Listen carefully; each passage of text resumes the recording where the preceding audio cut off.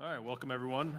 Thank you for joining us. I'm going to call the New Hartford Public Schools Board of Education regular meeting of February 4th to order at exactly 7 p.m. First item is the Pledge of Allegiance. If you're able, please join us.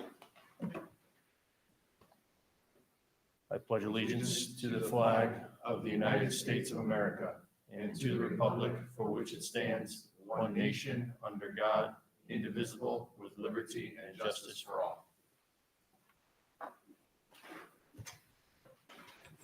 Okay, next item is the order of business. I have no changes to the order of business. Does anybody have anything they'd like to add, modify, adjust?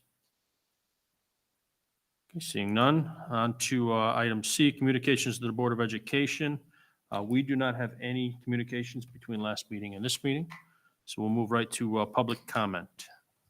Would anyone like to address the board? Would just please start with your name and address, please. Kristen Kasiba, 40 Windsor Lane. Good evening. I wanted to express my concern regarding the use of EdAdvance for classroom parties. While I understand the importance of providing students with enjoyable, safe snacks, I have significant concerns about the affordability and quality of the food being provided.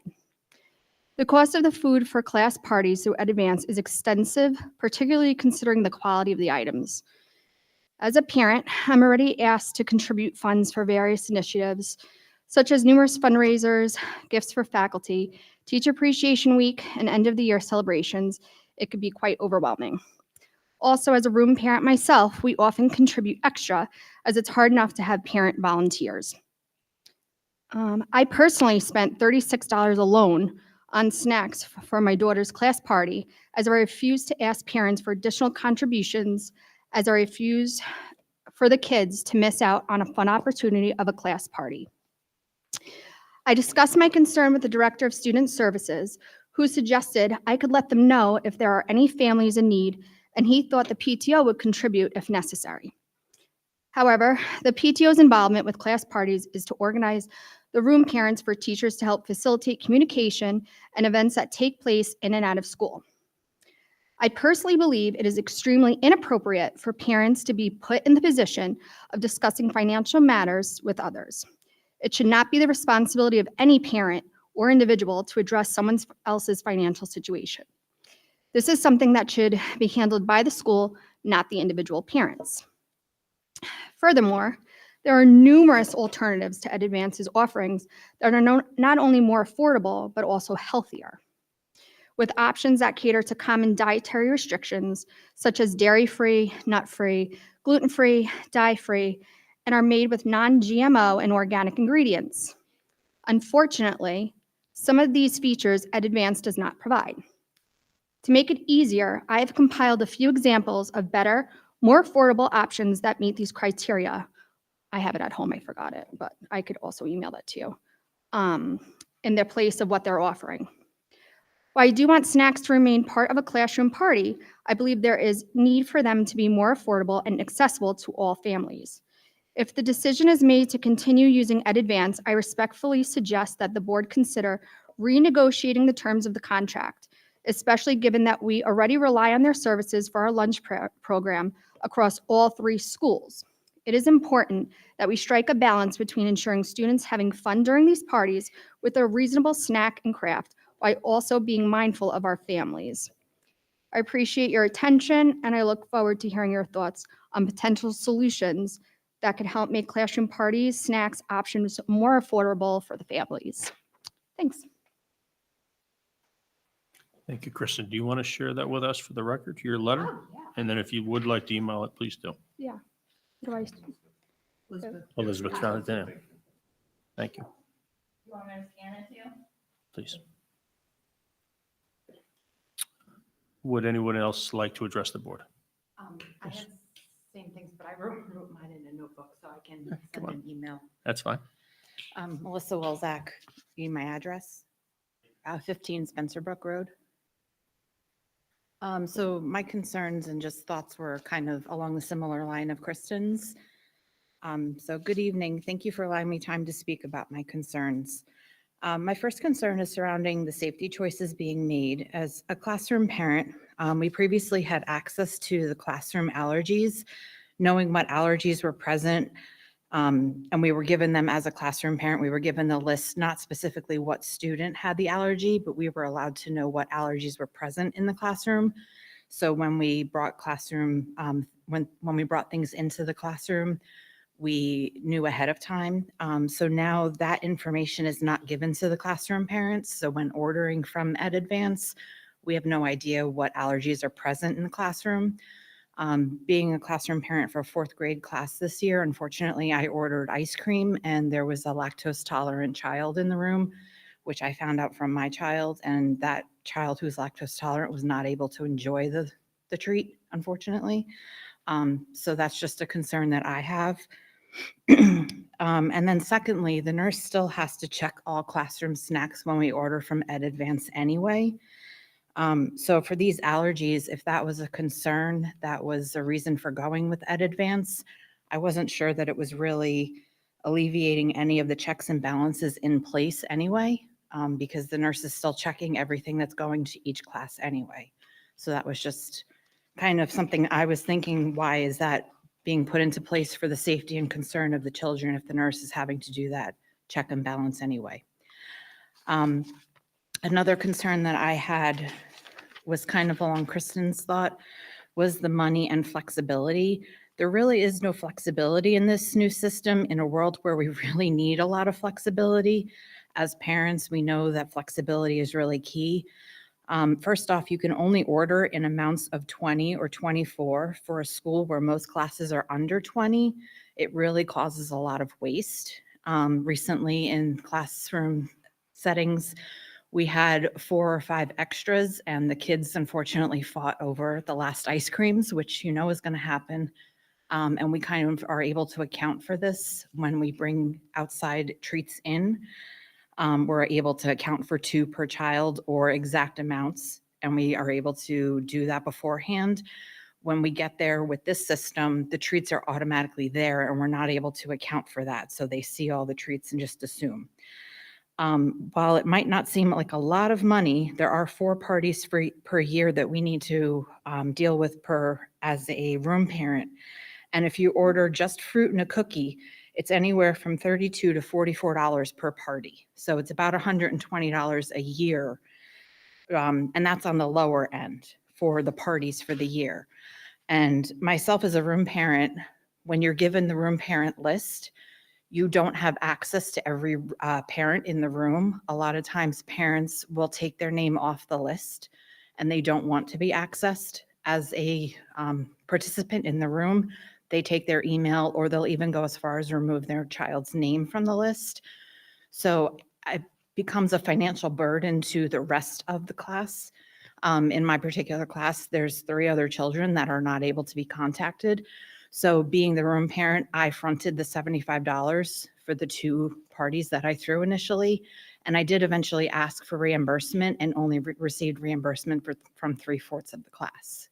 So while I am not tooting my own horn by any means and financially okay, I don't feel it should be my responsibility to have to burden that $75, where had it been another, where we would take outside donations, families would be okay with going to the dollar store or another area where they could have gotten a cheaper treat for maybe making brownies for $1.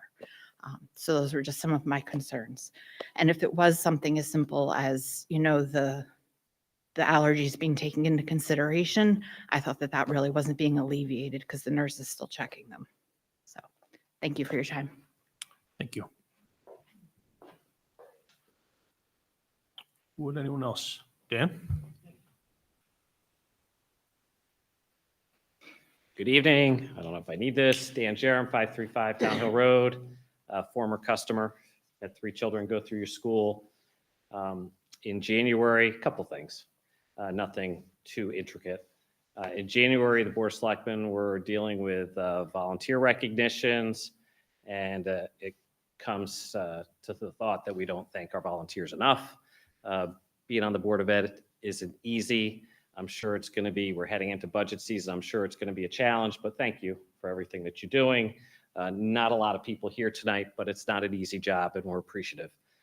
So I've imposed myself, if Jeff's a little slow, I was giving him a little primer of the budget. I think he fell and hit his head once, so he might be a little slow today. But I'm thankful for his consideration. We work a lot together and have a great relationship. But we are moving into budget season, so I'm hopeful that you folks are thinking about that and maybe capital and helping Jeff through that. And maybe we could impose ourselves, Tom for several years has been on our capital subcommittee. That is a separate subcommittee of the town. Hopefully we could impose, and maybe you could continue and come and help us review those capitals, not just for the school board, but for the entirety of the town and how we go forward.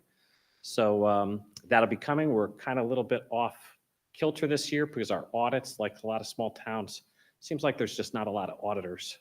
So the audits won't be ready until March. So maybe we can have that ready for February. But anyway, thanks for what you do. And I appreciate it. I know my kids had a great experience. I had a great experience coming here, and I know it's not easy. So thank you very much.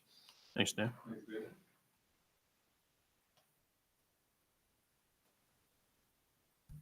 Anyone else? All right, seeing none, we will move on to the next item, which is the superintendent's report. Okay, thank you and good evening to everybody. We will start off with, of course, our student reps, which are Emma and Dexter. We're so appreciative of their efforts today, and we look forward to their reports. I know that they will share their information. And again, just as a reminder, once you have completed your report, there's no obligation to stay, but if you'd like to, you're always welcome to do so. So just make sure your mic is on green, and then you may begin. Thank you. I interviewed Ms. Gaheen on what our second graders are up to in New Hartford Elementary and Bakerville School. In math, the second graders are learning about measuring in inches and centimeters. They also just learned how to make line plots. In ELA, the students are learning about what paleontologists do and how fossils are created. I still remember when I did that unit and how fun it was. In science, they are studying animal adaptations. The students said their favorite things to do so far this year were the big field trip to Yale Peabody Museum and making their own bird feeder prototypes in science. I also asked Ms. Gaheen and other teachers to work together, how they work together. I was very curious about this topic because they are in different schools and they still work together. Ms. Gaheen informed me that the second grade teachers have weekly meetings where they plan special activities and get ready for upcoming lessons. They do also work on working together during professional development days.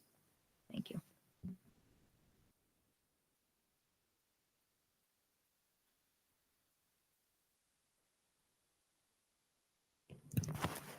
Good evening. February is a lot of fun for the whole district. First, we will participate in a World Read Aloud Day on February 5th. This is a day where we celebrate the art of storytelling.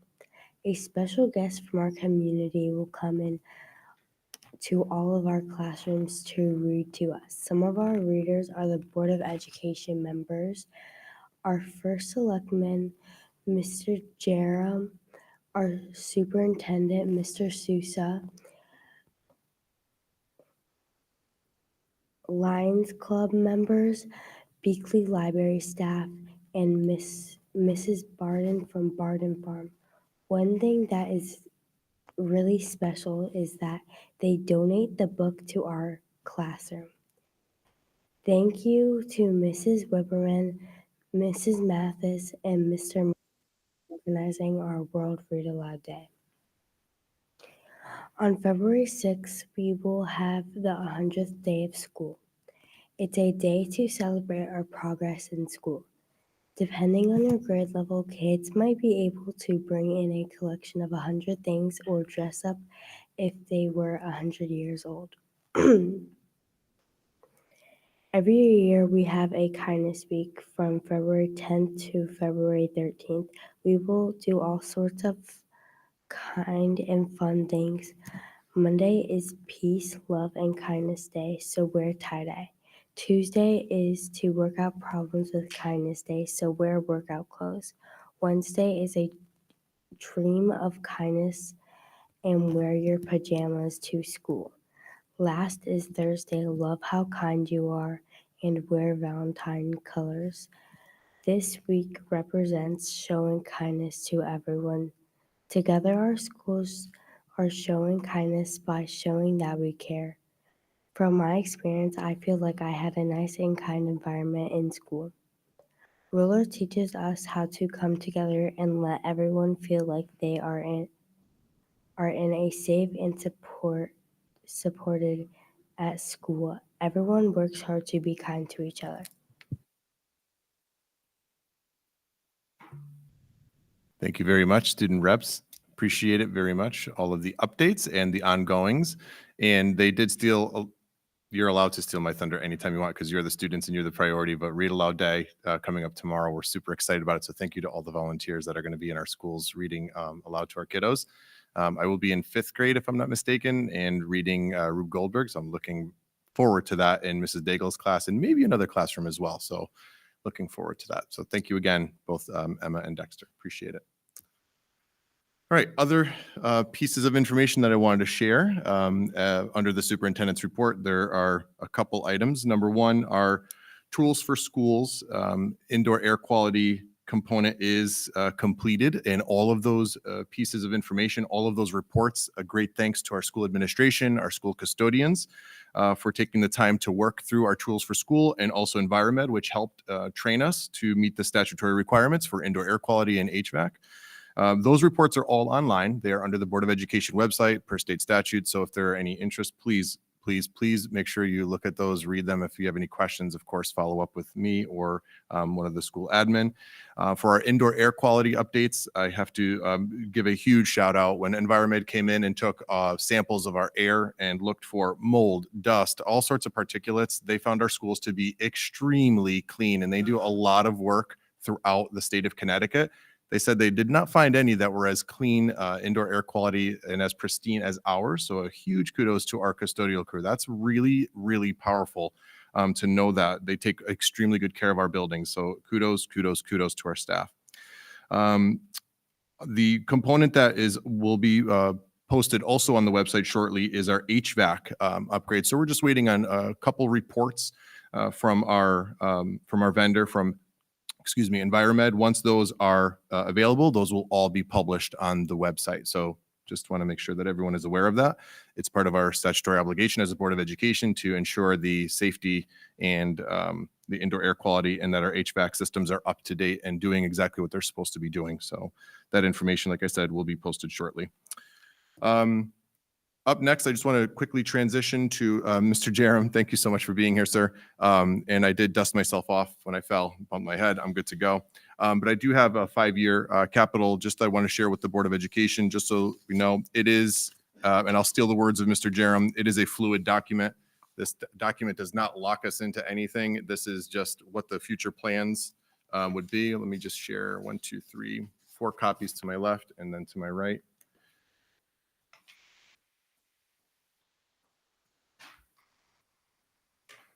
This will help us obviously prepare for our CapEx within our budget season. So, all right, everyone have a copy? Excellent.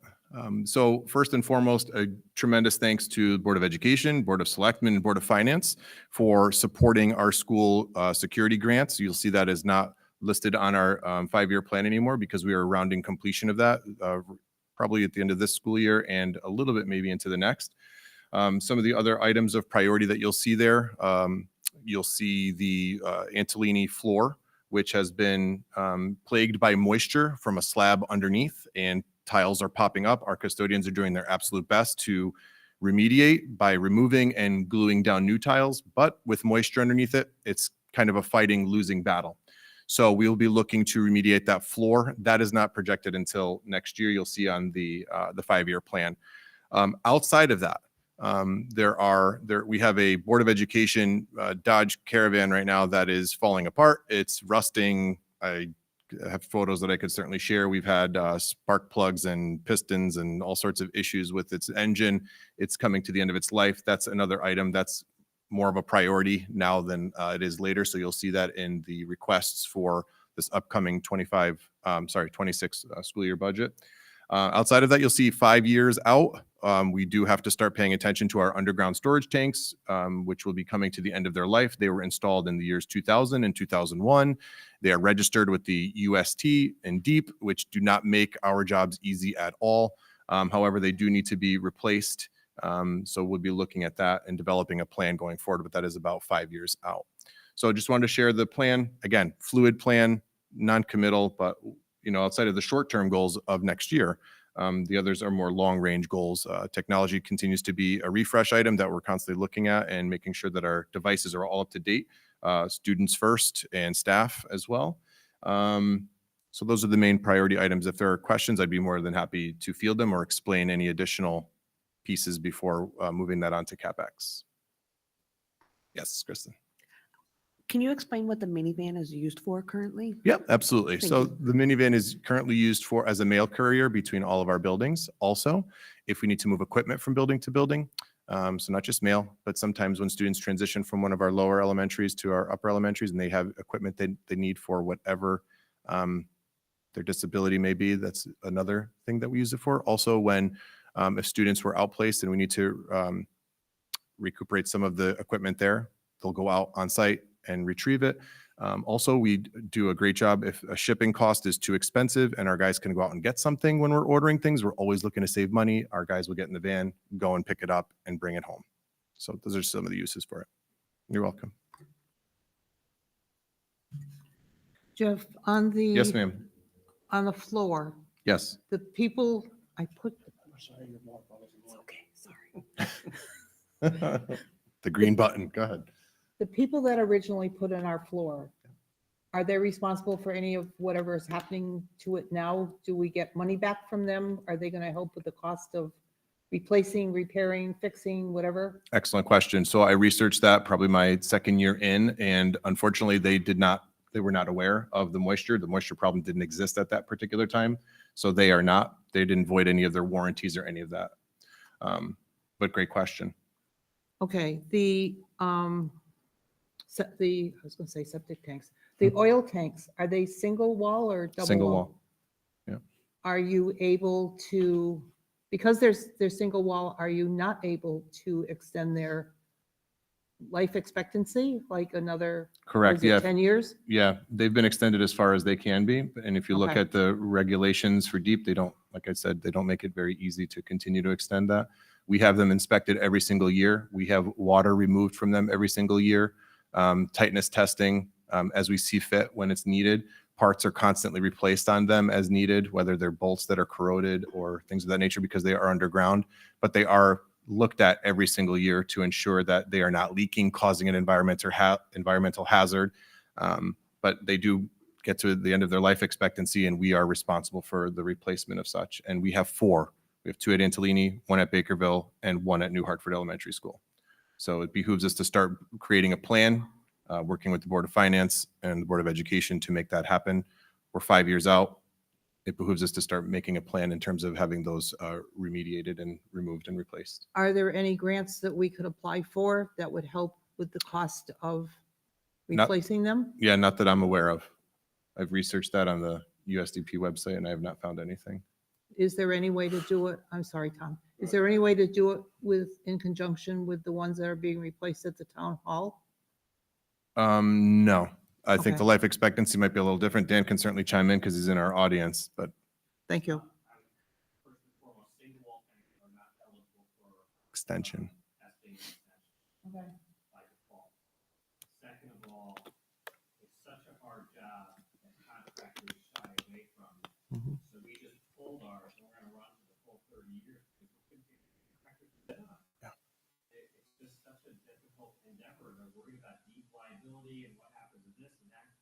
So you got your hands full on this one.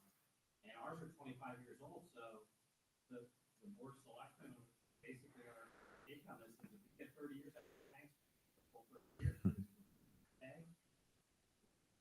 Want our 30 years, Mhm. because it's just so costly. And they make it so hard, but all the feedback contractors were that they were shying away from the portion of that. That's what we learned. They give you the false hope that maybe you can get any tank that's single wall, or if you have a dual source. Source, ours runs our heating system and our generator. That's an automatic strike too. Mhm. Can't do that. It's gonna be a tough one. Mhm. It's good that you're starting now. Mhm. We have all our engineering docs and everything ready. But we're gonna wait. Excuse me, there were two gentlemen wandering the hallway. They went that way. I haven't seen them come back yet. Okay, thanks. I don't know who they are. Is Paul out there? I haven't seen them. Paul, can you just give a quick sweep, see what's up? Thank you. Okay. It was two men with there carrying something. Thank you. You're welcome. The tank estimate of $250,000 for the 4 tanks? One. Right. One tank. It could be any of the one tank out of the 4, one tank So only. can we think about appropriating some of that money in 2028, 29, so we're not whacking that 1 year? Sure. Because right now, I mean, obviously this is a fluid document, as you said, Mhm. but we got a lot less than these 2 previous years. We can move some of that money and set it into a nice 5% yield I like what you're thinking. account, and Mhm. And let it build, sure. I don't know, Yeah, it's worth, financially, but I think we should think about moving that into the yeah, when we meet at earlier. our CapEx, I think that's a valid point, for sure, for sure. Because some of those off years are a lot Yeah. lower in capital costs. It would make a ton of sense to do so. Yep. All set, Paul? Oh, fantastic. Thank you. Exact, yeah. Thank you. Any other questions that I could engage the board with regarding our 5-year capital? Regarding the underground storage tanks, going back to that, when are the other tanks at their end of life? Between the years 2030 and 2031. So they were all So, either like, installed if in you did a 2000 6-year or they were plan, it would be installed in all 4 2001. tanks? What's that? If you had to do a 6-year plan, it would be all 4 tanks? If I do a 6-year plan, it'd be all 4 tanks eventually. Yeah. This is just the onset of one of the Do the tanks rest that of needs, the 3, one tank needs to be expire in replaced by 2028? 2030. The other 3 are by 2031, for example. So that would be in the next year plan, like we right, said, a that's what I'm 6-year. asking. Like, if you were looking 1 year past this, we have 3 more tanks immediately after that? Mhm. Just Yeah. wanted Yep. to confirm. But couldn't we start, like Tom said, like in 28? Put some of that money, set it aside We certainly can. so we can build it up? Yep. Do we, Again, as a fluid document, we certainly can do so, and it's going to take communication and partnership with our Board of Finance as well. Right. For sure, absolutely. do we spend all of that 35,000 every year for new Chromebooks and whatever? Depending on the year. Again, fluid document, those are just estimates, but there could be a year where it's not, for example, if, again, as a fluid document, we could postpone some of those costs if necessary. Yep. Again, as a fluid document, we have that flexibility to do so.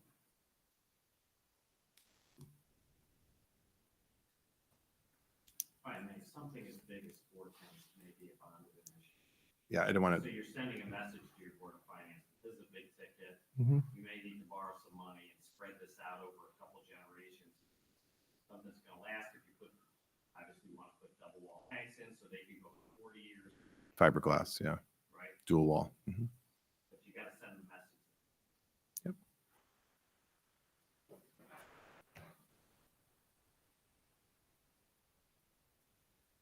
All set with the 5-year? All right. Moving on, more updates. There is a 68-page transportation request for proposals for our bus transportation bid that is out there. We have several companies that have reached out to us. So spread the word, or it's now public, so want the public to know about that we are soliciting proposals for our transportation for all of our students, inclusive of DATCO and other companies that are interested. So please submit your proposals. Up next, let's see, we could transition to talking about the New Hartford Elementary Roof Project. Recently at one of our town meetings, the town graciously supported, and we had to read very specific language for a resolution at the state level that the superintendent of schools can apply for, accept, or reject the grant, which is a weird thing, but it's the state. It's how the state words it, and that's the resolution. That's what it is on Connecticut standard. There's a form like 1045, I believe. We had to read it verbatim, so we had that meeting. The town unanimously supported that. Next piece of the puzzle is informing the Board of Education. The roof at New Hartford Elementary, the blueprints that we were able to find in Town Hall looked like about 1984. I can't tell you for sure that that was the year that it was installed or not, but the blueprints were there. So it's approximately, it meets the life expectancy and then some for a grant. So it meets those requirements for that because of its life expectancy. Outside of a small portion of the roof, which was added on as an addition, and we'll venture that when we get to the finalized project. But the Board of Education has to give the green light to then start the process of exploring it. So there are numerous leaks in the building. This has been happening and ongoing for years. Student work has been damaged in both hallways and in classrooms and in the library. Technology has been damaged as well because you just don't know when it leaks and you're moving things around and, oh, look, there's another leak there. So it's been in the hallways, it's been in classrooms, it's been in the staff lounge, so much so that it is starting to really deface some of the concrete and the paint work that's in there, leaking down all the way throughout the building and even into the basement. So things have been damaged. Wanted to make the board aware of that at a second time. This is probably not my first time talking about it. And just wanting us to move forward with this project, that would be the next step.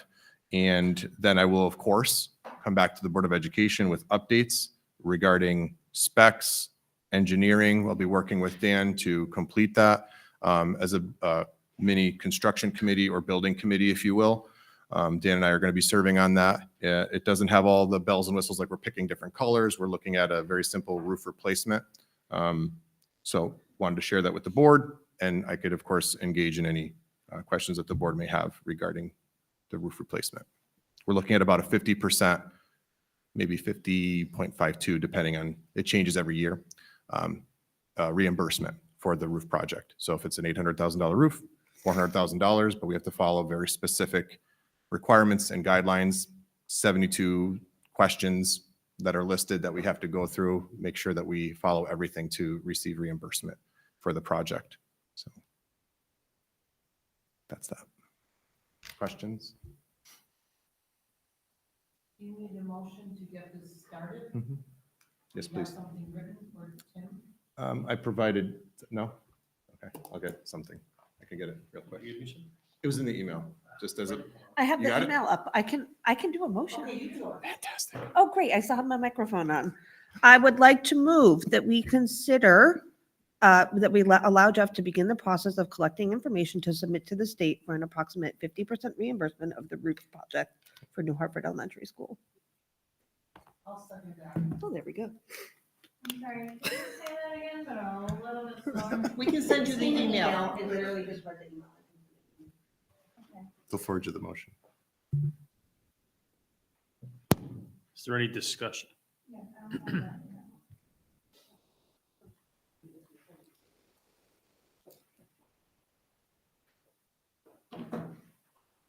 Any questions, any discussion on the motion?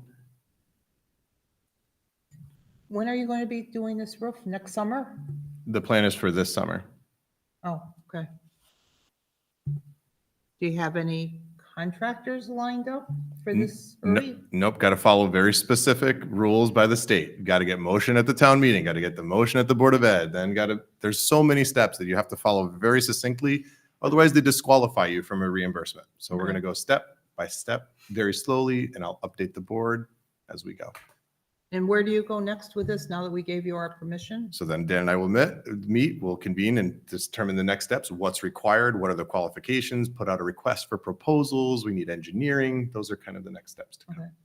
But want to do it very succinctly, very specifically, in alignment with what the state's requiring. We do not want to disqualify ourselves from 50% reimbursement. That's a lot of money. And you don't need to go to the Board of Finance for any of this? They are already aware of that. Okay. So yeah, we're there already. Great questions. Well, this is bonded, right, through the town? The board is going to take that up once they see what the quote is. If it's 400,000, they may choose to just pay cash. We have to pay 400, right? No, this is on the town side. Not in your budget, and we do still have some ARPA money dedicated towards this project, which will further reduce our cash need that we had appropriated for New Hartford. But Jeff's not kidding. You gotta go through it now to pay for it. Any further questions? Seeing none, all those in favor, please signify by raising your hand. That is unanimous.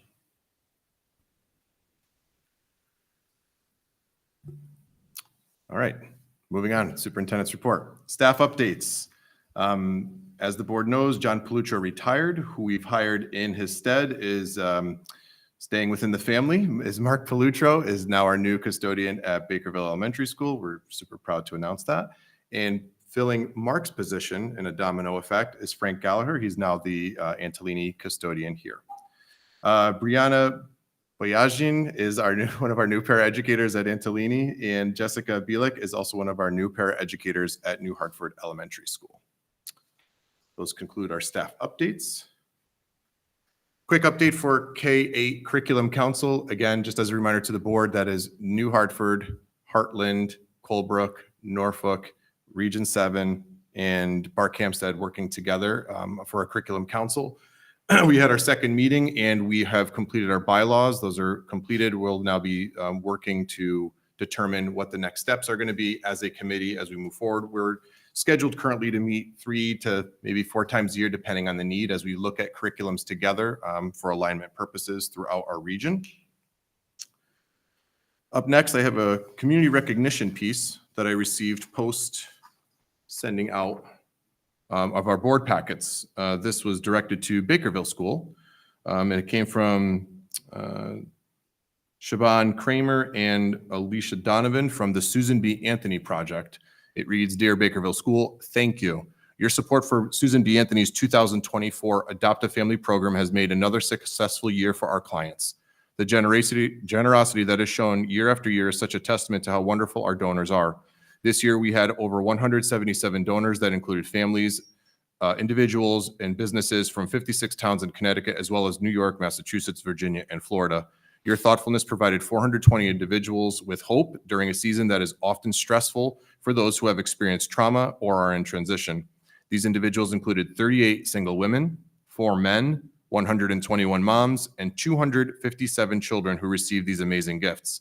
A brief list of the gifts received to fulfill very special wishes includes Ms. Rachel Dolls, play kitchens and accessories, Barbies and Disney princesses, bedding, Hot Wheels, household items, arts and crafts, and tons of Legos. Here's just a couple of comments from our families this year. A mom let us know that her son was looking forward to a specific video game gift for Christmas, but knew his mom has just lost her job. He told her he would be happy with any gifts that she could afford. On Christmas morning, when he opened the video game, he cried. His mom expressed how grateful she is to be part of this program and says, "Thank you for making this possible." Another quote, "Thank you all so much for the Christmas Adopt a Family program and the gift donations. I love my candles, bag, and the gift cards.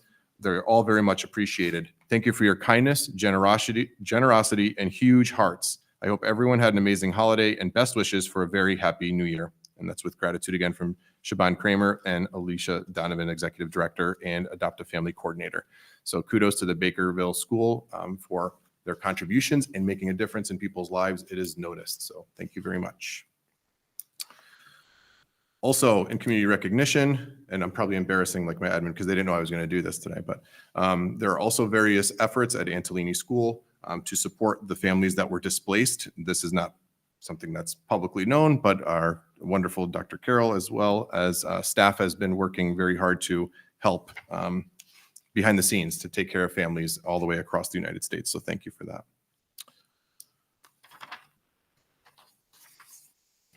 Also, in superintendent's updates, we have a mini partnership going on with Northwest Regional 7 and their students interested in becoming teachers. So Northwest Region 7 offers a UConn half-credit course for juniors and seniors called "If You Love It, Teach It." The course is about teaching, learning, and schooling in the U.S., as well as the future of education. One of the components is a field experience in which the students observe in a K-12 setting. So both Mrs. Kennedy and Dr. Carroll arranged that with our Northwest Region 7 students. The purpose of the observations is to make connections to teaching theory. It's been great having potential future educators reach out to visit us, and we're very proud to partner with Region 7 on that.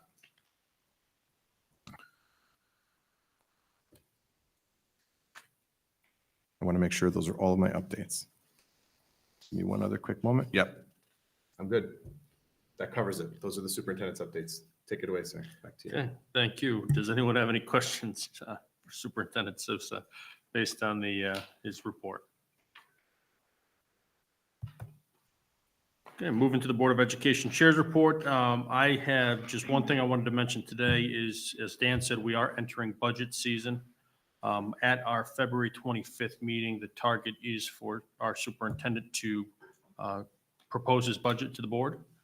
So I'm asking that everyone please try to be here for the February 25th meeting for the first presentation of the budget. The plan this year is going to follow what we did last year. I think it worked out well, unless somebody has some other ideas. But to, again, funnel all those questions, again, I'll take that lead again, funnel them through me. We'll compile all the questions for our superintendent to be able to address those and then have a follow-on meeting where he will then give us the answers or give us more clarity on the budget line items. Any questions on that? Good. Moving on to routine business approval minutes from January 7th, 2025. Would anyone like to make a motion for approval? I make a motion that we approve the board minutes. A motion by Frank. Do we have a second? Second by Eric. Thank you. Any discussion, any comments, questions, modifications or corrections on those minutes? All right, seeing none. All those in favor, please signify by raising your hand. I'm abstaining. Any opposed? And one abstention. So we have 801. Next item on the agenda is the expenditure report. Can we get a motion to approve the expenditure report? I'll make a motion that we approve the expenditure report. Motion by Penny. Can I get a second? I'll second. Second by Tim. Thank you. Any discussion?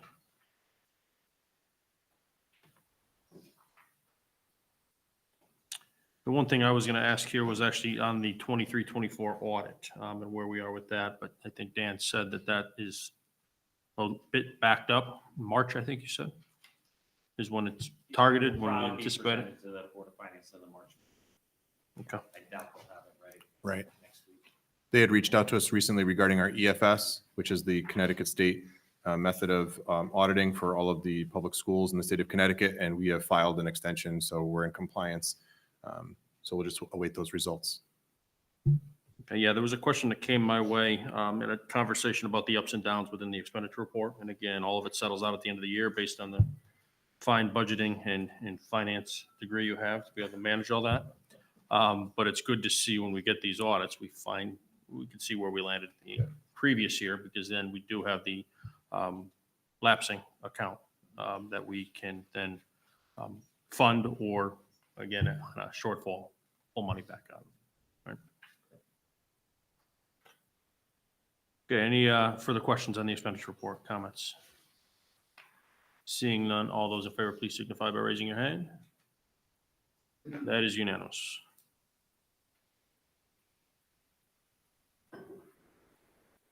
Okay, moving on to new business. First item here under new business is food service discussion and possible action to survey school families. Oh, I'm sorry, I have an old one. Discussion and possible action relative to food service. Again, leaves it more open for discussion and potential action by the board.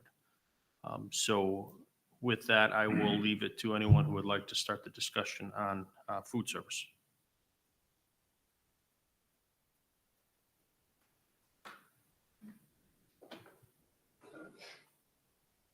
Jeff, I guess I'll start. Yes, please. So I'm not exactly sure how you want to do this. What's the process? Again, we left the agenda item open. Again, last meeting, we had a report out from Ed Advance. Becky came and explained their offerings, what's available. Again, we had some correspondence between last meeting and this meeting, again, that we wanted to have some further discussions about it, potentially make some motions for the board to decide, do we want to, one, again, initially survey the community? Or does the board want to discuss making other actions? Again, I've heard through some correspondence about limiting the food offerings that Ed Advance brings within our schools, similar to some of our neighboring towns have done, where it's only healthy options. Again, limiting the, whatever they call that menu, where Right. a la A la carte menu. carte menu. Right. So again, this conversation can go, again, it's on here to be able to allow it to go wherever the board wishes to go. Okay, so my question to you is, oh, I hate this. I'm on, Yes, it's yeah, on. she's great. I'm loud anyway. So how much purview, like, what is our, do we have to be buying from certain vendors because the rest of the school districts, we have power in buying from the specific place that we're purchasing from for snacks, for example?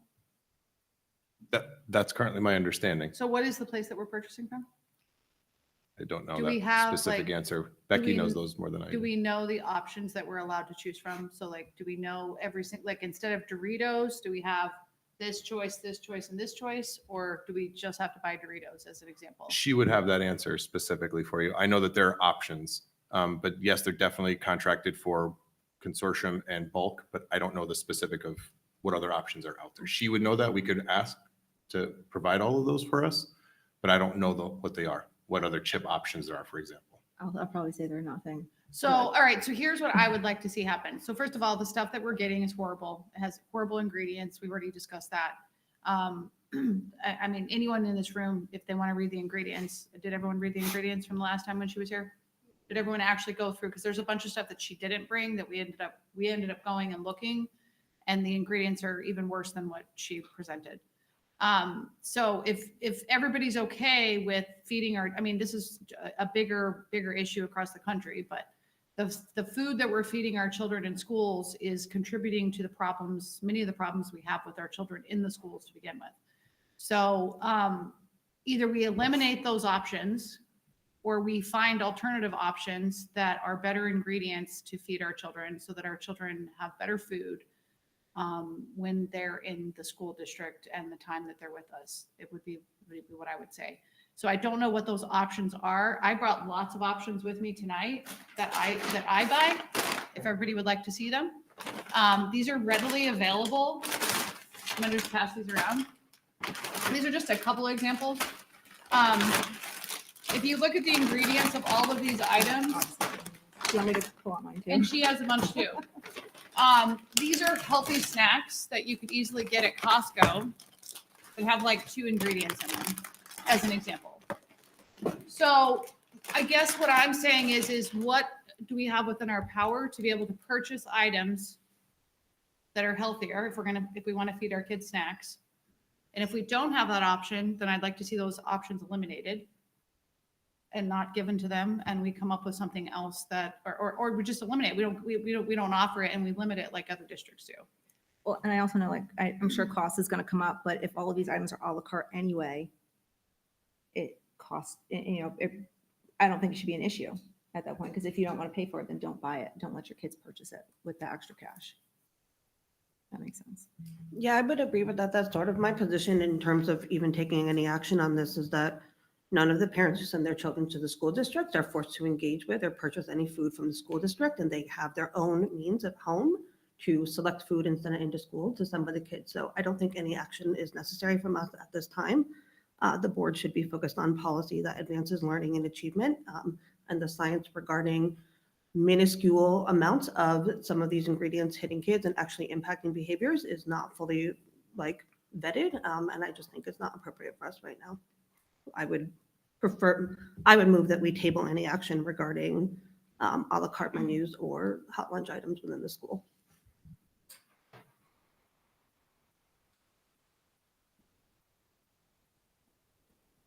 I will say this, as being on this board the longest of all of you and the oldest. I mean, it's not my job to say to you or to any of you that your child cannot have Oreos if they want them or Doritos. It's your job as a parent not to give them that extra money to come into school to buy these à la carte items. If we were to all of a sudden decide that we don't like what Ed Advance is doing, we could also lose funding from the government or from the state, whoever is helping us pay for that food. So, I mean, I agree with Kristen. I mean, there's other things that we should be worrying about, like their education, helping them with that and not with, you can't have Doritos, or if you're going to have a special snack, then send it in with your child. Don't put it on this board that you're going to tell them that they can't buy anything. Don't give them the money. So what if they scream and yell at you and say that you're a bad parent? They will get over it. They will live without having Doritos, cornflakes, corn chips, whatever, and Oreos. So there are lots of scientific data and studies that suggest that the food that you feed your children does affect their performance in schools. So I do think it is an important topic. So why are we offering it? Why can't we offer something alternative? Why are we offering it? Why do we feed them ice cream and Doritos? I'm just Well, I asking actually a think it's question. the purview of the board for us to discuss the like day-to-day operations of the school. It's just our job to set policy and focus on learning and achievement. So it sounds like we've outsourced this to Ed Advance. We've sent a contract with them. If we want to revisit the Ed Advance contract when it's up for renewal, we can do that and see if there are other providers who meet stronger criteria, but it just doesn't seem like something we need to worry about right now. But also per Ed Advance, it's up to the individual schools, which is what she had said last time as well. So other schools are also not offering these a la carte items 5 days a week, as New Hartford is, which I think is excessive.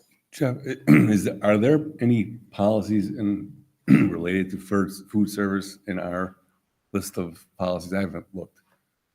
Well, because Ed Advance is our sponsor, that means they run all operations relative to food service.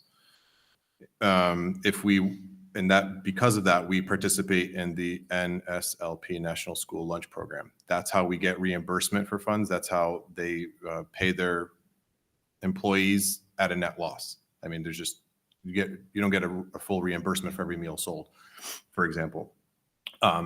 There are other companies that provide the same, but they're going to be sourcing the food from the same thing until federal government changes a lot of their regulations. I came prepared tonight with a letter that I'd be more than happy to share with the board, that I'd be more than happy to send on our behalf to the U.S. Senate and all of our representatives across the state of Connecticut, encouraging them to push the government to change some of these regulations because of some of the chemicals, glyphosate, pesticide, other things that are in these foods, because they really have that purview of what is being offered to our children under this program. If the board opted not to have a sponsor with Ed Advance, we would have to pay for every single thing. That would be another additional net loss every year for us. We'd have to pay for a manager, a food director. We'd have to have someone managing all of the foods coming in, checking every single thing. If that was the board's desire, that is not something that we would be engaging as for a profit. So there's a lot of pieces to this. And I'm concerned that other families that can't afford food, now we're going to take that away. Because if we go another avenue outside of having a food sponsor, what are we doing for families that are on free and reduced lunch? We have to provide that for them. And right now, there is no mechanism for us because we don't operate independently. There's so many different layers to this. If we wanted to have them provide other additional foods that they could, alternatives, we'd have to ask them for that, because I really don't know what those alternatives are. I would lie to you and tell you I'm a nutritionist and a specialist in this area. I am absolutely not. To answer that question, Tom, in a long-winded fashion. So there's no policy. We have a policy that states that we provide meals to our children. And we do so under the NSLP guidance and guidelines because we participate with Ed Advance in that. That is our policy currently right now. So to say that it's not within our purview isn't exactly correct. But also, to your point, this is a national issue that is much more, it starts there. Much more For sure. involved than us to saying, here, we're going to change. I understand exactly what's over there on that table. This is what my wife does the same thing.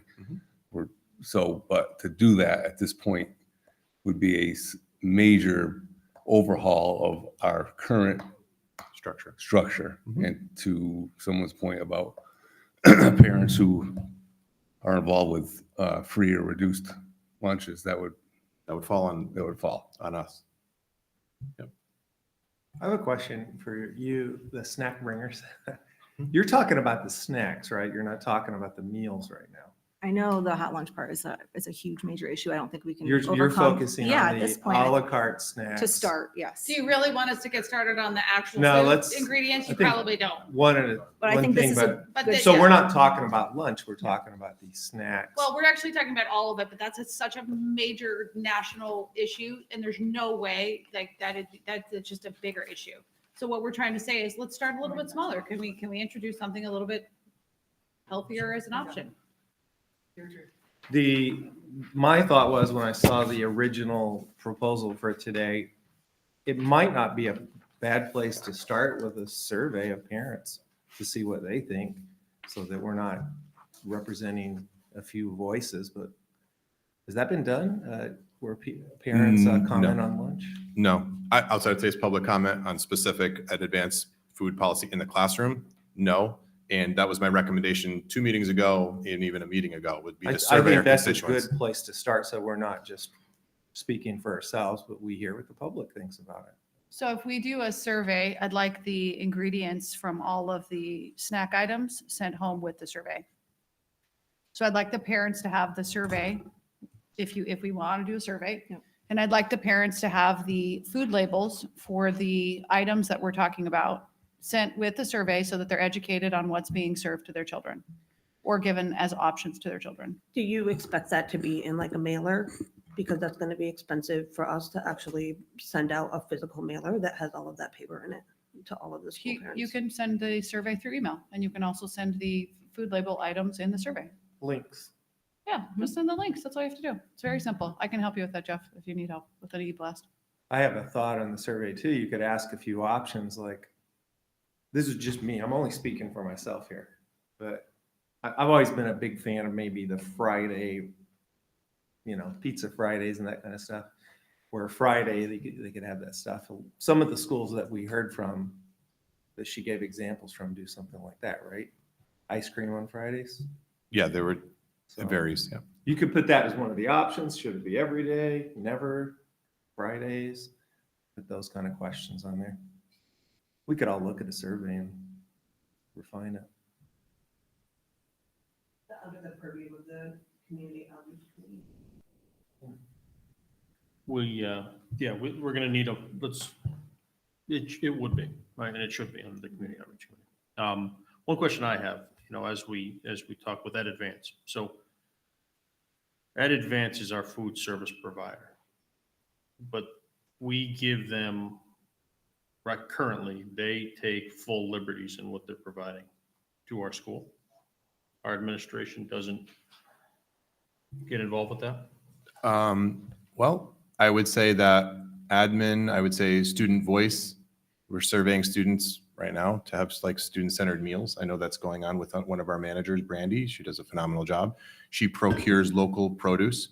So just some of the information I sent along in the email, they are encouraged to do that, and they do. And kids had food tastings, and parents were made aware of that.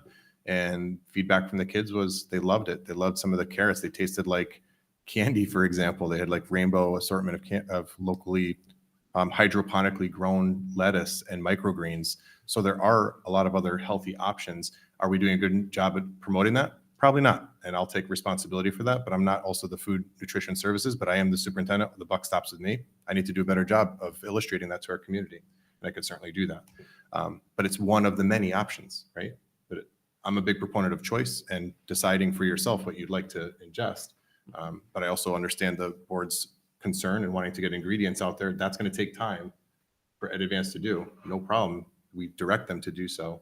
But we would have to have specific language in what a motion would be that we want to execute for me to go forward and make sure it happens for the board. Okay. That's kind of where I'm at right now. So we do have some input on there, obviously.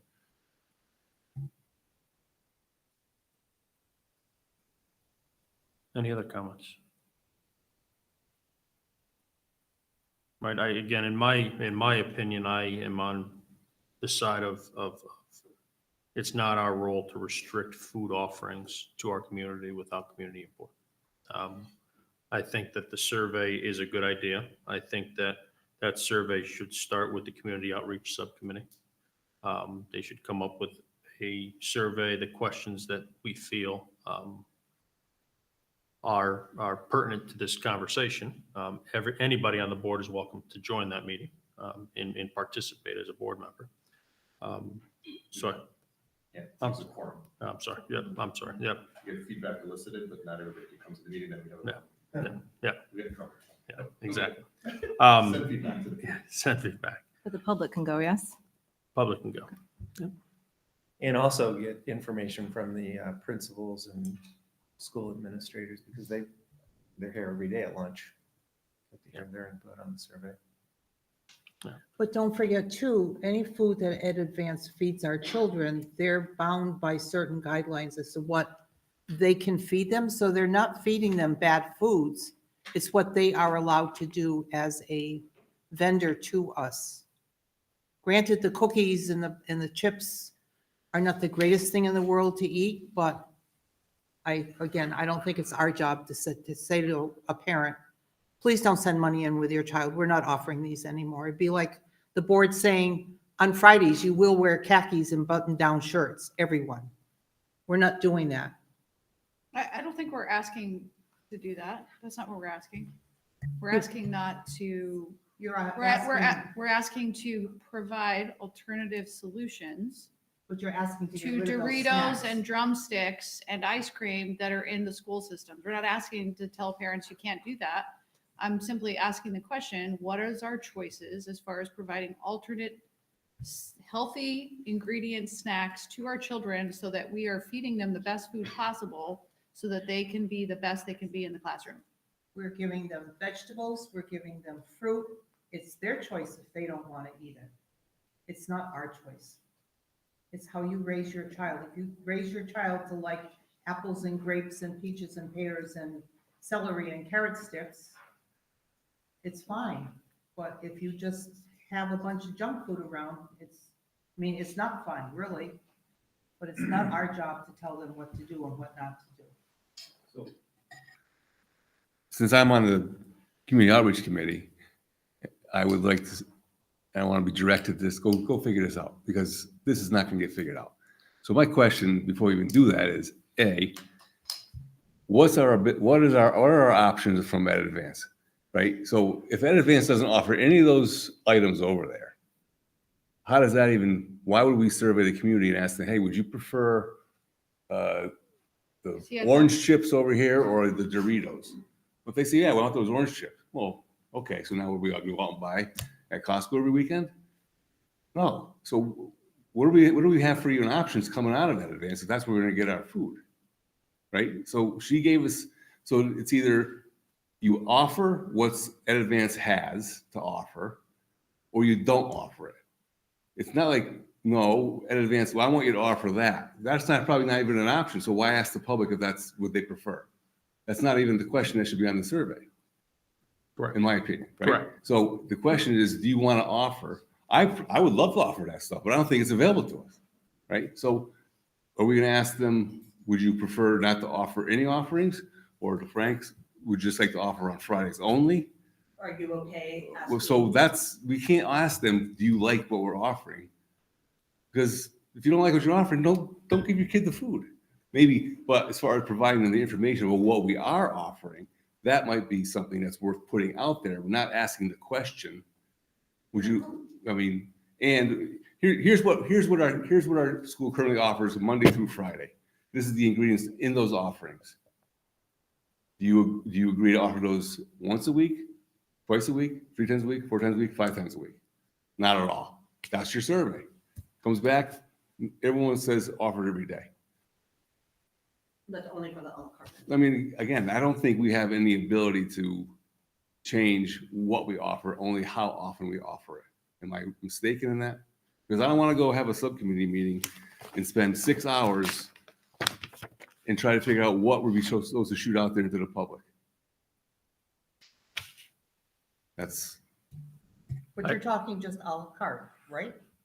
Yeah, Not we the are rest of the talking, food. we are talking a la carte. And I think the survey is that question But also, again, if you go back to what was provided by Becky at our last meeting, on that menu are some healthy options, right? Some offer water, they have fruit, they have milk, they have yogurt, right? So again, like I think it's Canton might be one of them that only offers a certain number of things 5 days a week and only offers the Doritos and ice cream on a Friday, right? So Canton offers everything every day.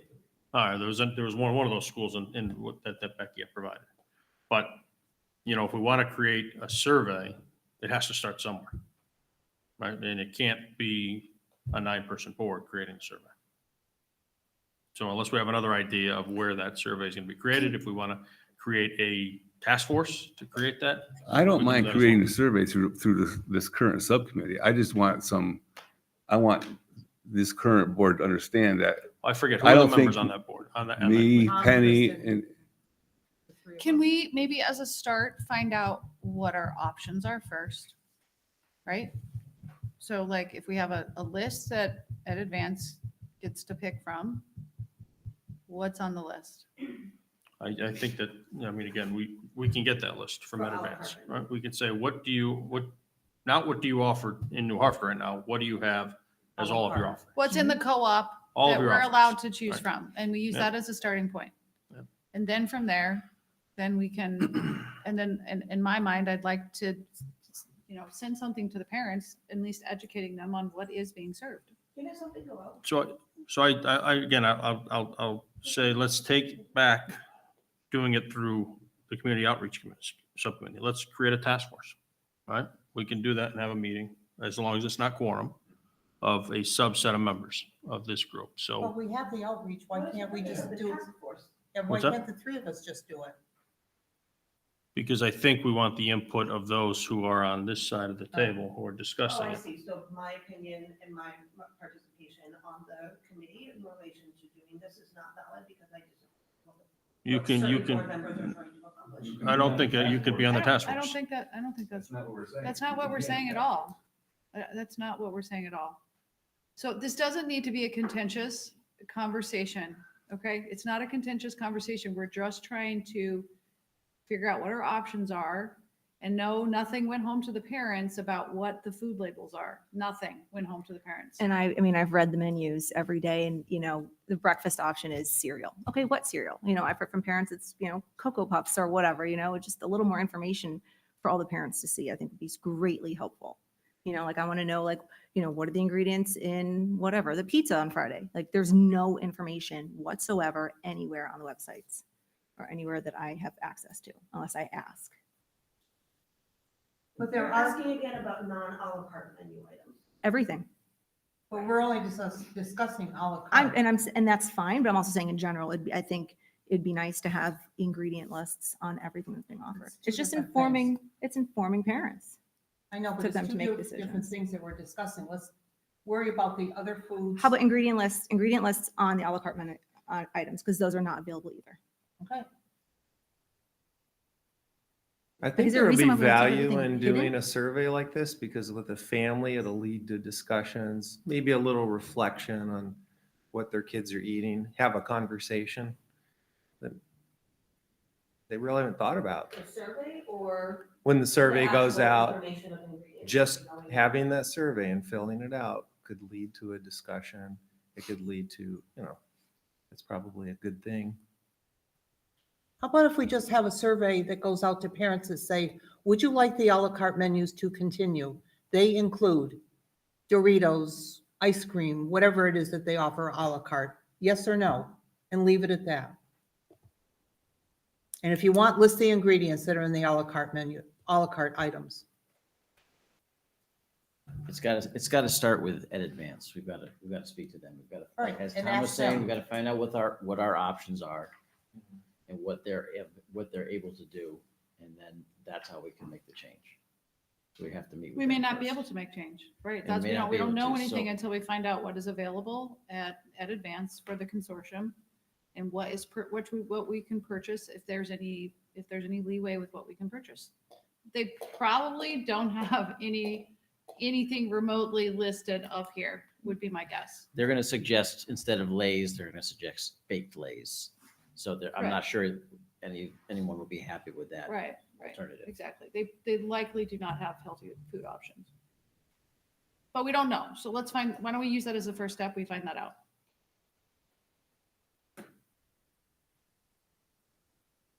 Just doesn't feel like the venue for changing what Ed Advance you had available to offer, particularly when we as a board are planning the budget. We have a lot of work ahead of us for something. We're going to spend a bunch of time and ask Jeff to run around and pull a bunch of information for stuff that we don't even know that we can impact or should be impacting our own board of education. This seems like a personal matter. Seems like a political campaign that could be run outside of the context of this board of education. It's information gathering at this point. I'm sorry. It's information gathering at this point. We gathered the information. We had the information, the ingredients available here at Ed Advance. They came and gave us a presentation. They brought the ingredients to the meeting and we sat here and looked at all the papers. And all of that stuff was publicly available through our feed that is live. It's part of some of that information I thought was available to the meeting minutes, and if it wasn't, we can absolutely send it out in the Friday folders, but the information that we have had been made publicly available through our regular communications channels. I think from what I remember on the presentation, I'm just going to use a number. There was maybe 10 items that are actually offered through Ed Advance, and we offer 5 of them, just using numbers. I don't think we offer every item that Ed Advance does offer on their a la carte menu. Again, I could be wrong. So I think what we could do just to start the ball rolling and not put a big load on Superintendent Sousa is to ask Ed Advance to provide us with all of your a la carte options with the ingredient list. It's a simple pull. Provide that to Jeff, and it could be provided. We could use that as a starting point for this outreach subcommittee to have that information, and we can decide as a subcommittee, how do we present this information to the town in a simple, either Friday folder or email, whatever's simpler and less and not expensive. And that, and along with this, if we're going to do a survey, here's what's offered. Are we offered? Would you prefer this offered on 1 day a week, 2 days a week, all week, whatever? Then they have it. It's all out there. It could prompt a discussion when people do see these items. So we're not doing anything. We're not making decisions. We're saying, here's what's offered to your children at school, just so you know. Do you agree that we're offering it 5 days a week? Would you say, no, it should be offered 1 day a week only? Then it's out there and they can make their opinion on it. And it's simple. It doesn't cost us a whole lot of time or money.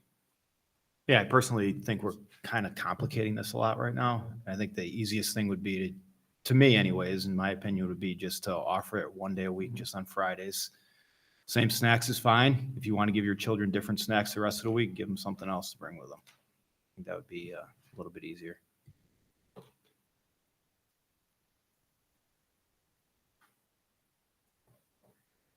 So we don't need any motions to collect information, to ask our superintendent to collect information.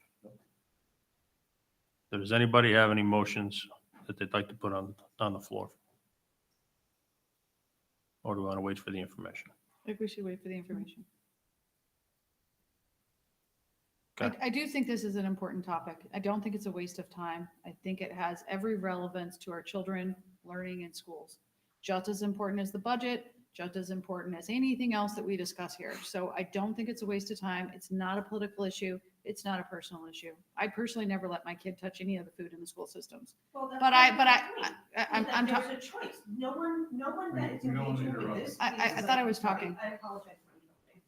So again, this is an important topic. It should be an important topic to every single person in this room who cares about the children and why we're all going through this. I mean, we're not getting paid to be board members. We are doing a volunteer job because we all have one issue that we care about, which is children and their education. The food that we feed our children does affect their education. It does. Do you want me to bring in all the scientific studies that suggest that? I can certainly do that. The food we feed our children affects their learning. It affects their time in school. And there's just a whole bunch of other ramifications. I'm not saying pull the food. I'm not saying make the choice for parents. I'm saying, can we look at what we're offering or limit what we're offering or provide other options that are healthier? That's all I'm saying. That's all I'm asking for. It doesn't need to be a contentious topic. We don't need to get upset about it, but it should be something that is important to every single person in this room. Just And I- like the security of our children, just like the learning of our children, it should be important what we're feeding them. All I'm asking is, let's not feed them stuff that's not healthy. And if we can find another alternative option, wouldn't we want that for our children?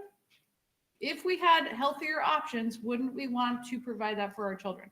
That's all I'm asking. The solution is right here. If you read Jeff's letter to the senators in Congress, this is how it gets started.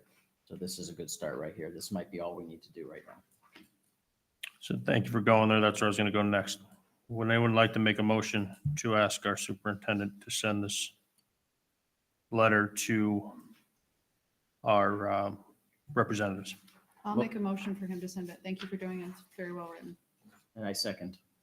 A motion by Deirdre, second by Eric. Anybody have any questions, comments? All those in favor, please signify by raising your hand. All those opposed? Any abstentions? Motion passes 8-1-0. Kristen,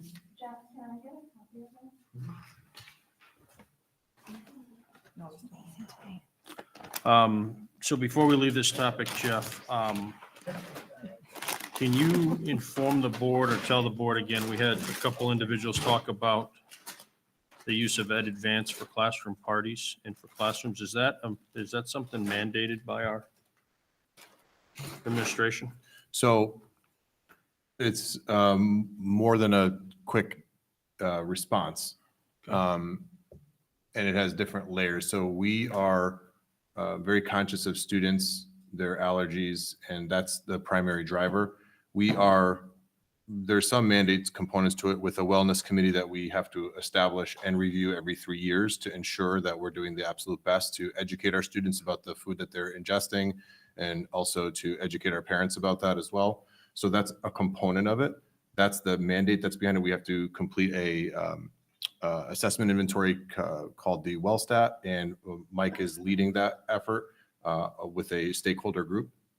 So those are the review practices that take place all of the time.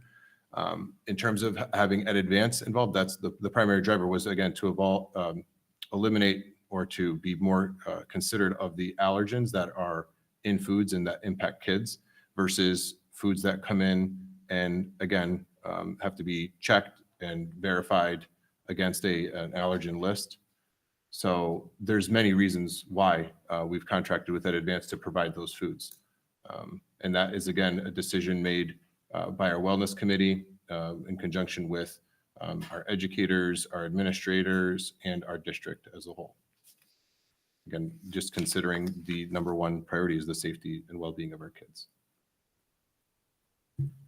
I have a question.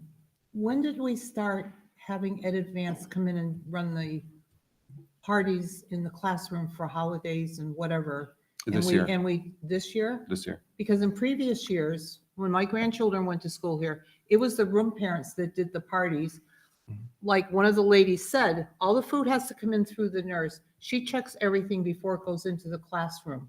The room parents knew exactly which child had an allergy, so you did not, the room parents then would contact the other moms or whoever's in charge of the children and say, please do not provide chocolate because we have someone that's allergic to chocolate or to milk or whatever.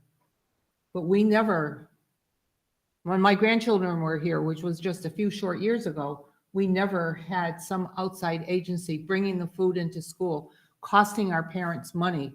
It was the parents of the children that provided all the food, and there was never an issue. And that way there's not this monetary burden put on parents. Some parents can't afford to send in money with their child for a party, and then that makes them feel bad. I really think we should go back to the way we used to do it and let the moms or dads who are in charge as room parents know which child, or just say, you don't have to, maybe if you don't want to say the child's name, just say there is a young child that has a milk allergy or a chocolate allergy, so please do not provide those items. I understand your point.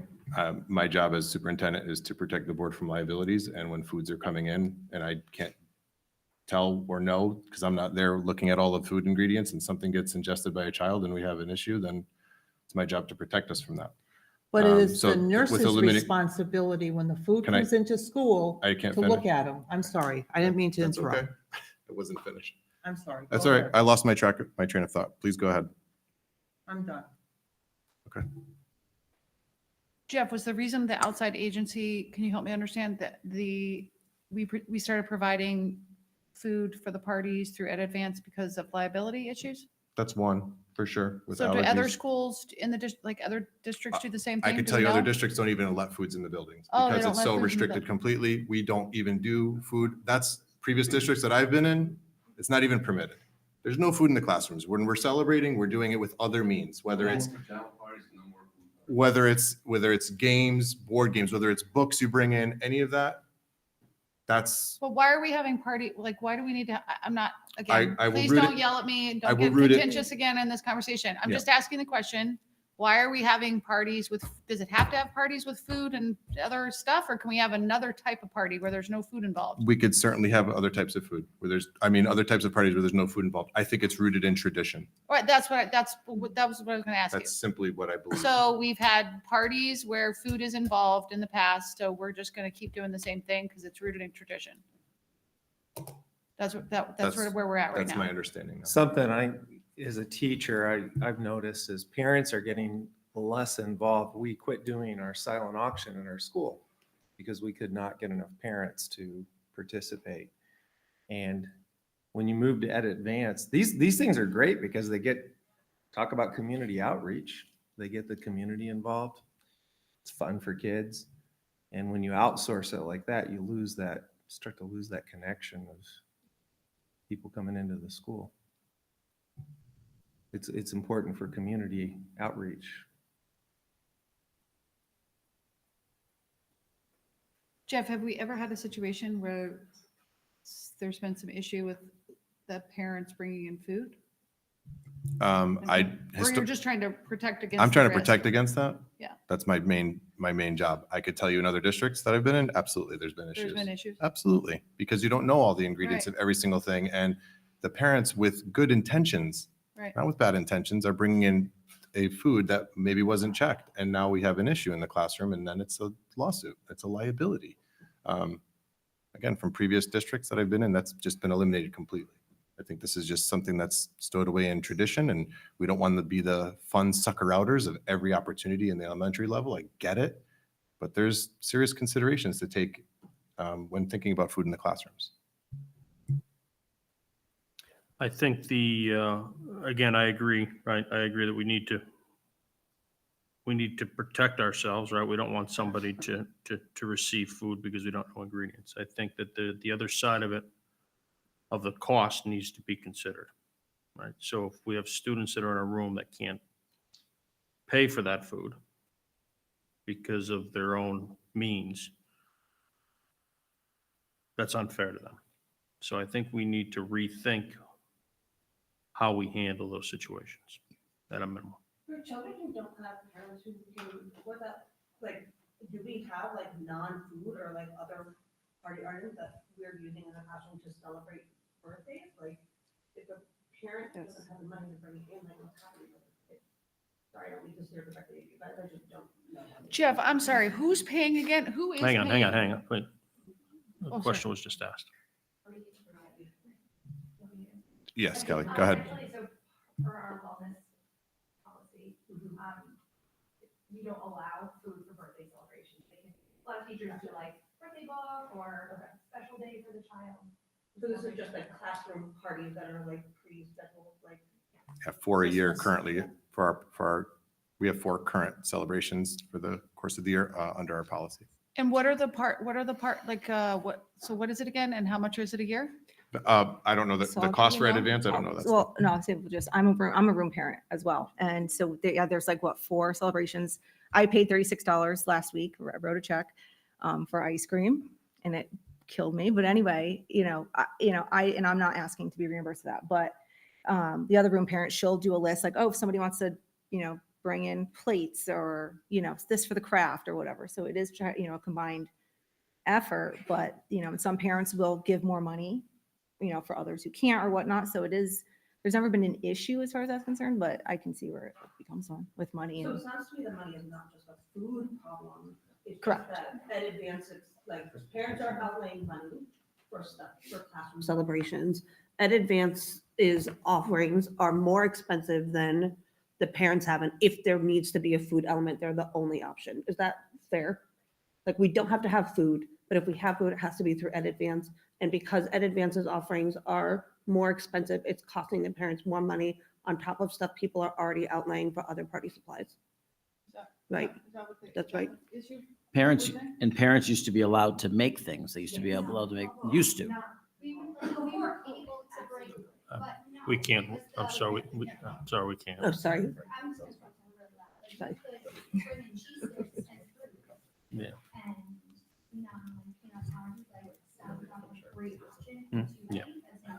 Jeff, are they asking, for these parties, are they asking the parents to send in money to help? yes. So like something goes home and says, we need $5 from each parent to pay for this party. Is that what's happening? Yes, and then the cost is unfairly being put Distributed. on room parents who are always contributing because they're part of it, and they have to pay more money than they had to last year because of Ed Advance's food offerings. Well, then we have to reach out to other parents like, hey, can you give money for this? And then me, I'm just like, I'll just pay it. I don't want to, keep asking. Because again, you keep asking for money. Often they'll ask get for, that. often they'll ask for $3 per kid or Right, something like that. right. And then maybe, like you were saying, 75% of them will turn in the $3 and then 25% they won't. Right. So Is this, so the just quick question, 25 is this a board is this a board decision to stop doing that? Is it, or was this an advanced decision or was this contractual? That What will was come this? from our wellness policy and our committee for recommendations for the board. And so- that's why it changed this past year? Okay. So the 25% that can't pay, who picks up that? So they're saying the room parents do. But what So- happens if the room parent doesn't pick it up? Penny, Does that, it come that out of the happens- happens, budget? that that stuff in happens the whether or not parties. we have a contract with that advance or not. You know, I'm also a room parent and ponying up money and I don't have Ed Advance in my district, but then we pay for other people. That happens all Yeah. the time where I'm begging people, hey, send in money for the teacher's gift. I don't get all of it back. I get it. Right. It's not a risk I take. It's just something that I signed up to do and that I just do it. Outside of whether we have this policy with Ed Advance or this contract with Ed Advance or not, across the board, that happens. End of year gift, you know, or a teacher going out on maternity and we want to buy them a nice gift because they're having a baby. It happens. We're collecting money. People give what they can. And if they can't, they shouldn't feel badly about it. It just is what it is. We're asking. And if we don't, then someone else contributes or not. And then we just use what we have. But that happens despite, no matter what. But we're not making the other parents who can't afford it feel Not bad, making right? any, no, we We're can't. just, You just, you asking. can't contribute. Just You asking. But ask. some of them don't even know because they're not even on the list to be contacted to ask for money. Yeah, yep. So, but again, who picks up the deficit of the money that's not being? The parents, but it's an ancillary activity. the person, that's what she's saying, a person that, so if you're the room parent, that room parent could get stuck with a lot of the extra costs that are associated with the thing because But they don't want to that's- feel bad about somebody who can't afford it and they're not getting reimbursed. So is that right? That's what's happening here? But that's Yeah. not right. We shouldn't be putting it on the room parents because, say, I can't afford to send in $5 to have my child have ice cream at the Christmas party or whatever. I don't think it's the room parents' job then, any more than it is this board's budget to cover it. Well, if it's not the board's not room paying for it. parents and it's not the board's budget, like there's not real, like there isn't any accountability, right? This is something that room parents and the PTO are trying to do as a nice thing for the classrooms. So when you try to do nice things, somebody has to deal with it. But there's not really much. The only thing that we as the board can do to even help with this is basically give a yay or nay in terms of Ed Advance being the only vendor for this, which would eliminate some ancillary cost for food at the party because the advanced food is expensive, but it doesn't eliminate the burden of either the parents having to pay for it. Well, then you'd have to go trying to find another vendor for like 4 parties. Like, I'll just give a Just get rid of the sponsorship food. on behalf of my company to pay for the 4 parties. I mean, this is kind of crazy. So I guess to all the room parents throughout our district, have we communicated the wellness policy to them and the reason why? we use Ed Advance and we no longer can solicit donations. In a formal letter or wording or anything In like that, some not outside of the website, and maybe Friday folder to some degree. That's where we've communicated that out already, so people know about it. Can we do that again to all the row parents? Sure, I will ask our administrative staff to make sure we send that out. Can we just like make donations? Can we just make a donation to the PTA? And that would be separate, set aside specifically for the 4 parties, for the PTA to use so that the parents do not have to incur the cost. Can we do that? As long as it follows our policy for receiving gifts, we can receive gifts for specific purposes by donors. PTA can receive a gift, can't they?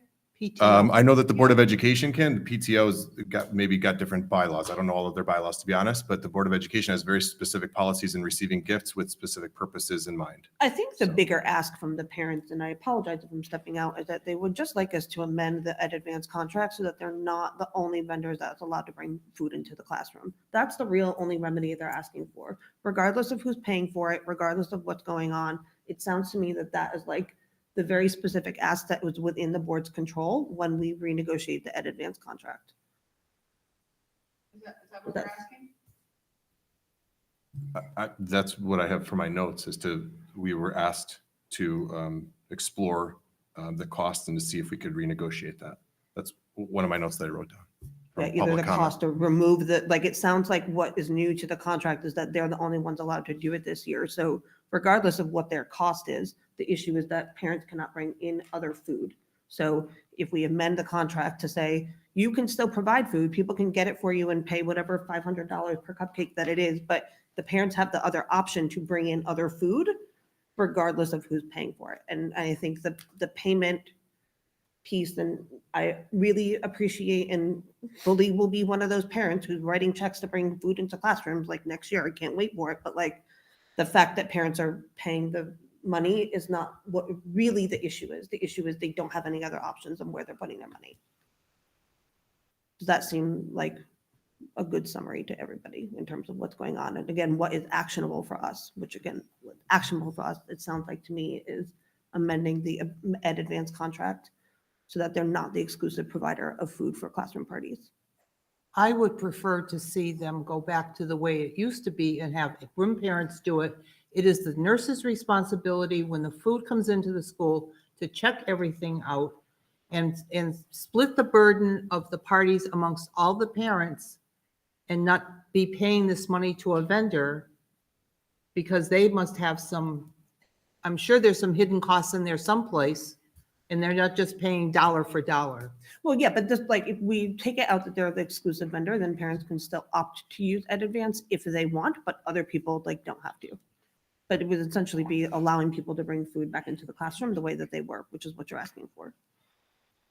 Do we negotiate with Ed Advance every year? We do. We do. So, Regarding this particular thing, we certainly can. so we can take this up in negotiation then. We certainly, I'm going to put in a request to meet with Becky. Okay. So again, summary on food service. 1, Superintendent Sousa is going to reach out to Becky, get a full list of the offerings that they have for the a la carte menu and ingredients. Second thing is the letter to the representatives. Superintendent Sousa will go ahead and send that in based on the motion and the approval. And then the third thing is Superintendent Sousa is going to reach out to Becky regarding the classroom parties and looking at a cost there to be able to adjust on that. That capture everything for now? I don't Thank think that as to Becky is around the cost of the parties. I think it's also like, do we have to have that as part of the contract? Well, it is right now, so we can't. Right, okay. Right. Maybe that helps subsidize the lunches. Who knows? We got to talk to Ed Advance. Okay, moving on. We have some first reads of 3 policies for today. Starting with policy 9274, bylaws of the board. Penny, are you running through this? Sure. All right. And Jeff's gonna help. Oh, sorry. I don't talk loud enough. All right, bylaws of the board, 9274, board member code of conduct, first read. I hope you all have read this. Does anyone have any questions?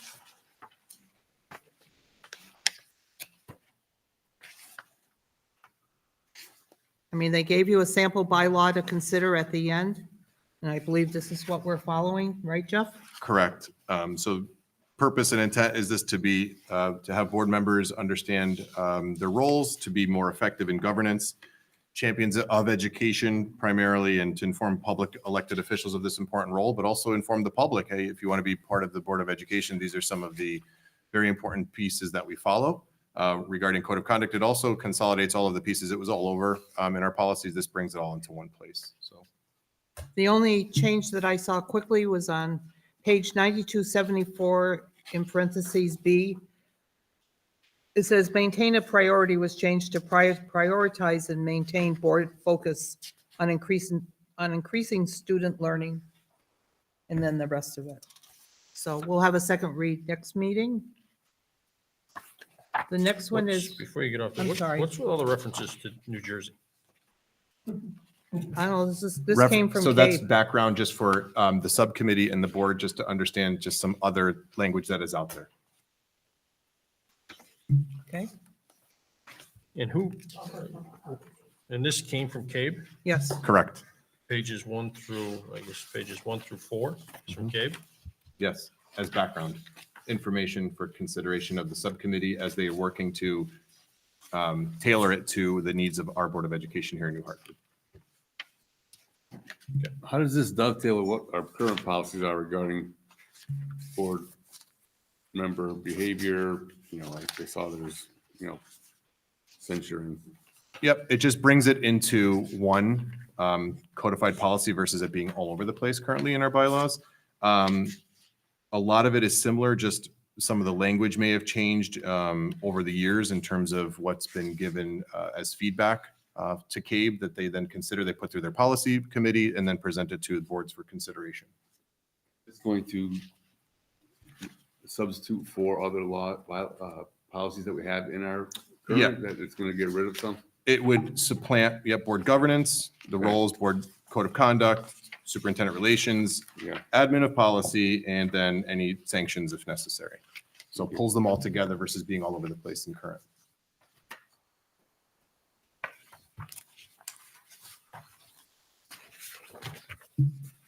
Okay, Yes. all right, the next one is policy 9273, bylaws of the board, conflict of interest. It goes along with the previous one. We added New Hartford, so this spells out New Hartford Board of Education on the third page. Again, this all came from CABE, even though some of the sources are all over the place.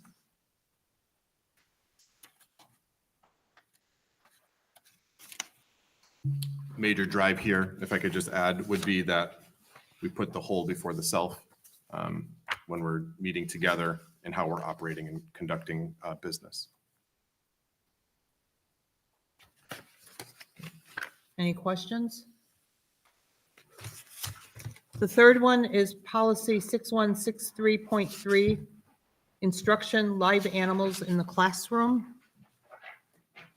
On the first page, we omitted that a miniature horse is not a service animal.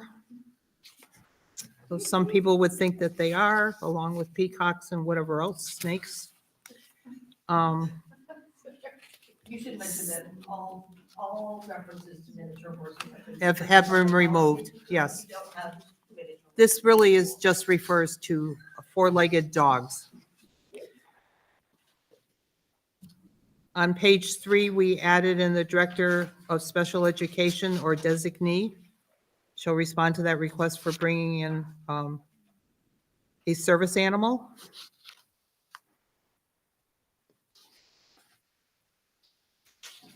Does anybody have any? If you look on, I'm sorry, if you look on R 6163.32A, it specifies what a service animal is. It is a dog. said it, you told me in reference to dogs. Right. So all kidding aside, relative to other animals, it is very important that the Board of Education has, upon request, a mechanism to vet and understand the need. This is not just a pet in the classroom. This is a procedure that we will follow. Again, liability-wise, we want to make sure that we have appropriate trained dogs that would come into the building to provide a number of services. If you look on 61, 63, 32, not just a guide dog or seeing eye dog, this is to illuminate the many possibilities that we have a dog in the school: hearing or signal dog, psychiatric service dog, sensory signal dogs or social signal dog, seizure dog.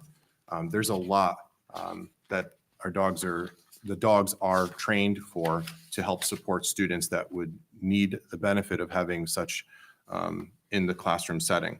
There's also a lot of requirements regarding vaccination in addition to the training, also handling and also response to that our administration needs to be able to have. If the dog is causing fear or other things to our other children in the classroom, we are very sensitive to that as well. This policy is laden with very specific instruction of how to handle all of those pieces.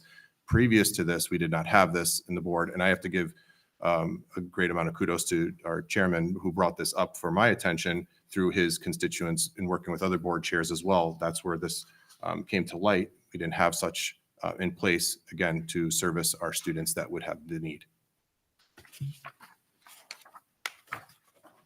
Has this ever happened?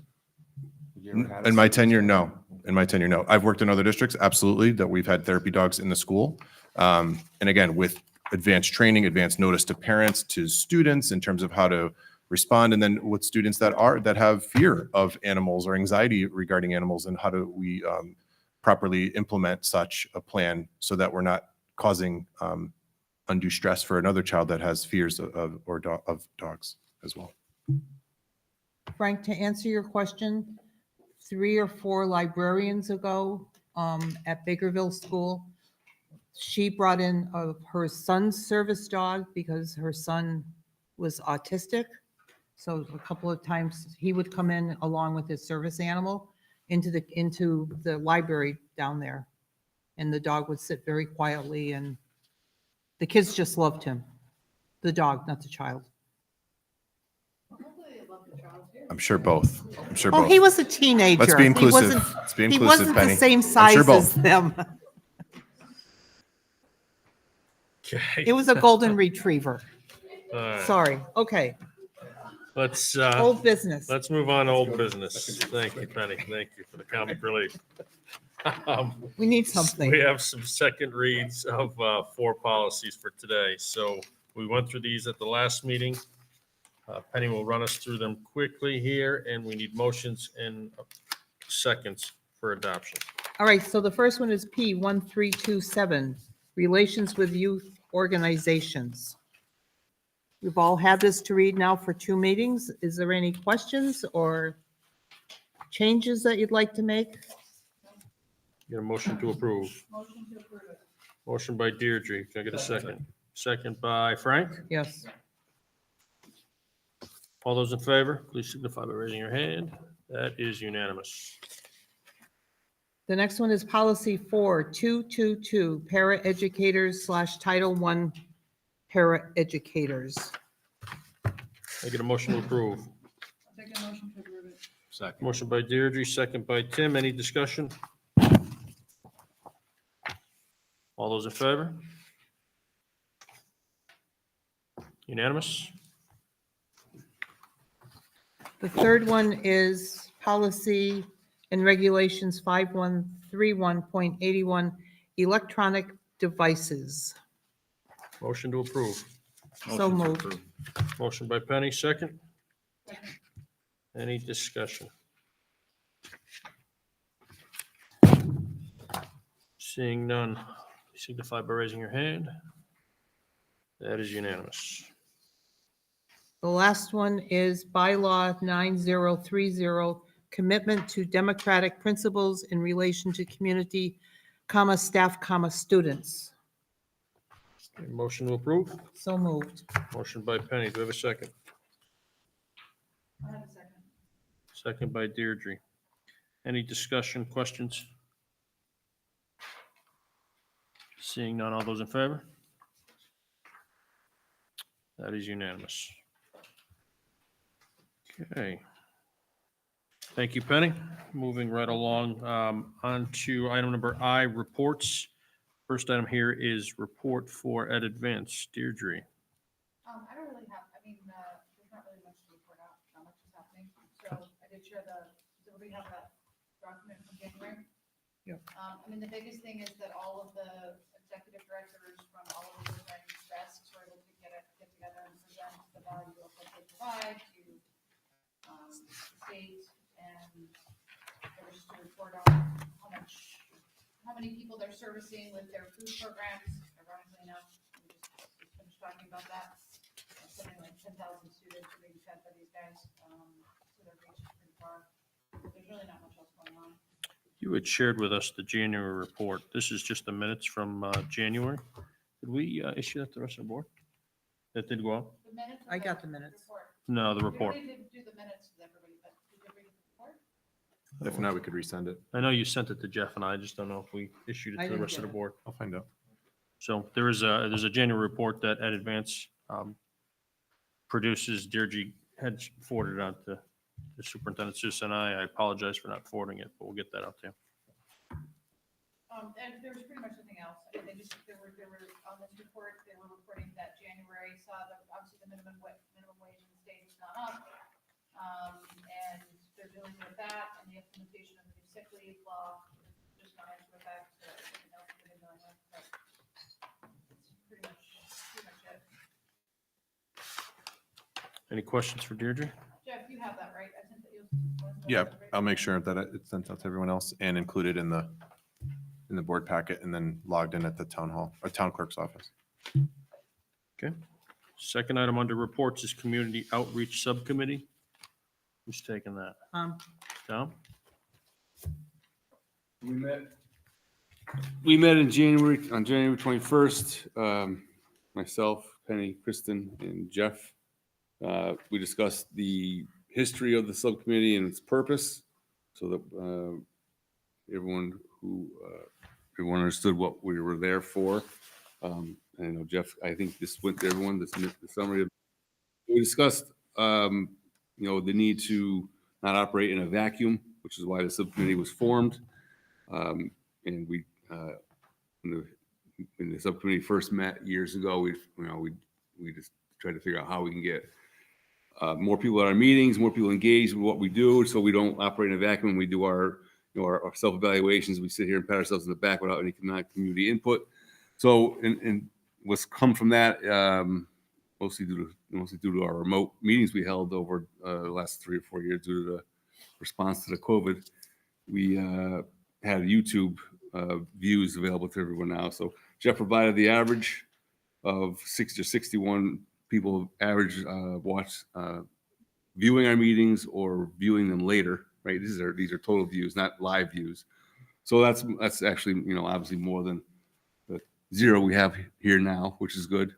Say 61. 61, yeah. And then there's Jeff also provided us 221 followers on Facebook, 215 on Instagram.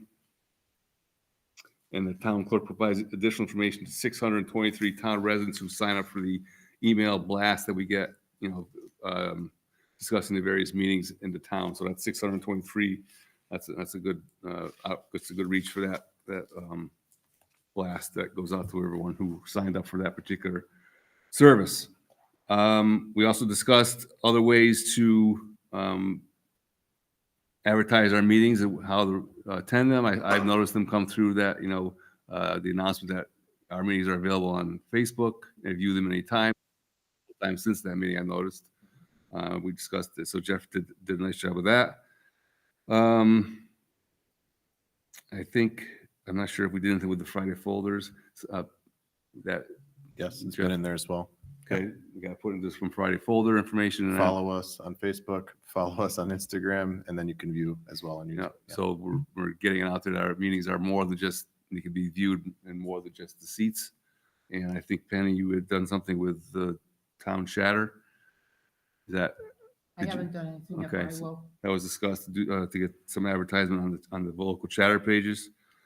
And the last thing we talked about was just, the purpose of the meeting, whether the purpose of the subcommittee was there a need for it anymore, and we decided that a once-a-year meeting would be adequate to assess the goals that we had set. We could gauge our next year at this time, the same metrics that we have here. How many people do it on Facebook? How many people sign up for the blast? So that was what we decided to do.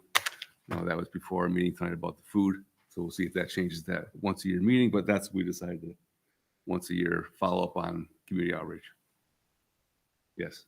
I have a question. Of the 631 people that have requested the blast, what's the open rate of people looking at the blast and clicking through? Do we know that? I asked They the, couldn't yeah, get the information. I asked the town clerk. She just has the distribution list of who is signed up to receive it, not who's clicking opening or anything else. Because you have to go online and register to what minutes you want to receive or agendas you want to receive from the town on the town website. So she just informed me that 623 constituents have signed up to receive it. There's no open click rate for that at all. That company doesn't have that data for us that they use. I asked about this as well, and they're wondering, like, the system doesn't track that. Yeah, the website doesn't have the ability to do that. What about, I'm sorry, what about the blasts, the email, are there email blasts going out? Are we sending out email, like newsletters to parents? Yeah, it's in our Friday folder. Right, So but that's it, that's all we're doing? correct. And how many people are opening those? Do we know? We don't even know. It depends on who opens the Friday folder and reads the information that's within there. That's sent out every single Friday to Is all it of our sent, how is it constituents. sent out? I know it's sent out Via just email. through, but what platform? Just through your, Email distribution. just through Outlook? Google.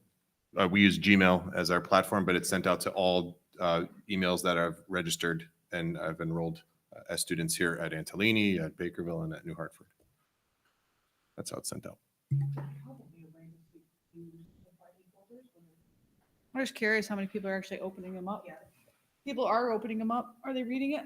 Just curious. Would Paul know? You can't, It's not, if it's sent through Outlook or Google, you can't open it. It's not, What we could see is the number of people. I was just curious, just to know if phones aren't actually reading it. Okay. Thank you, Tom. Thank you to Penny and Kristen as well. Moving on to the next item on the agenda is public comment for agenda items only. Would anyone like to address the board?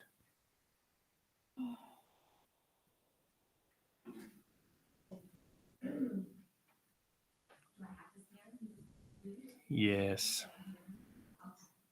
So if you would, just your name and your address. Sharon Santis, I am at 382 Gillette Road. And I'm pretty much coming here tonight as a parent and also as the rec director for Hartford. As a parent, I have been involved in all different aspects of the school community for the past 12 years. I've always been an advocate for recreational activities, and I know that you guys are all aware of how important it is and how important it is for these activities. We are really fortunate where we live that we have amazing fields, amazing grounds. We're able to get a lot of activities rolling, except for when the weather permits for us to be inside. We truly don't have the adequate space to have any kind of athletic capabilities like Berkshire Hall or anything like that is not big enough. We use our gym here, which is awesome. And I know that in order to build something, we would have to go and get taxpayers to agree with this. And I think it would be really hard seeing that we have 3 amazing schools that should be utilized more than just during the school hours. It's stated in the Board of Education, the Community Relations Policy 1330, that New Hartford Board of Education recognizes that the district school buildings and surrounding grounds are vital community resources. The board is committed to making these facilities available to the community as much as possible under the appropriate conditions. With that being said, we went from having 6 hours after school for programs and activities down to an hour and a half. New Hartford custodians were always contracted to have a second shift that went from 2 to 10. Unfortunately, when COVID hit, that was taken away, so we could have more hands on deck to keep the schools clean and everything, and it was definitely needed.